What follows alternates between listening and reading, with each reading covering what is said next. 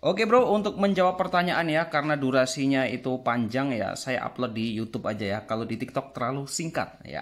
Banyak banget yang nanya, Bang, perbedaan Rail BC Siasir M1 sama Siasir Mansory, bahannya apakah sama?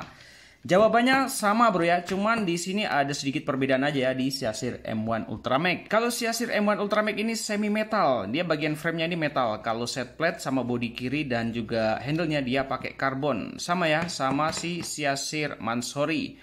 Set plate, frame, bodi kiri, handle juga pakai karbon. Kenapa handle juga ini pakai karbon? Jadi ini Rail BC full karbon. Udah jelas ya. Di sini perbedaannya hanya di bagian framenya. Kalau ini udah pakai metal, jadi ini sebutannya karbon metal seperti itu. Dan untuk di rasionya, kalau rasionya ini cuma beda di komanya aja ya. Kalau ini 7,6:1, kalau yang ini 7,3:1.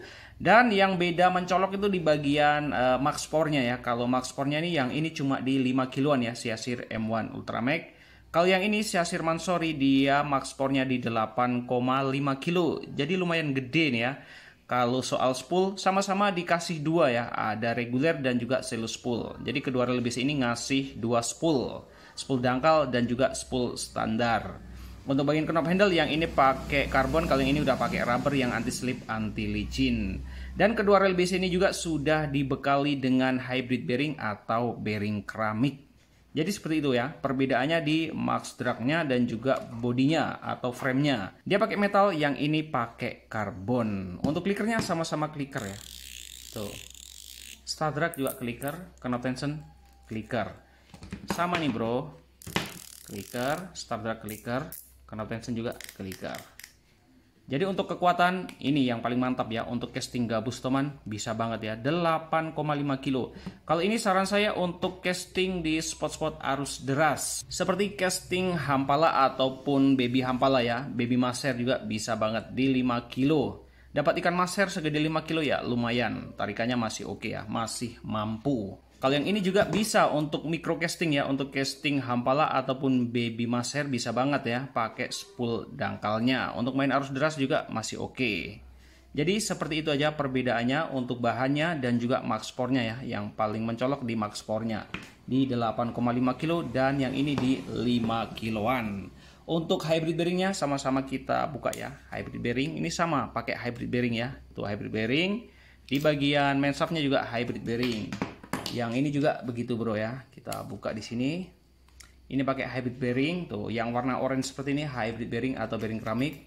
Ini juga pakai hybrid bearing ya. Dan untuk main shaftnya sama-sama pakai main shaft yang pendek. Jadi membuat putarnya itu semakin smooth dan mudah banget untuk long cast. Untuk spoolnya ini sama-sama ringan ya.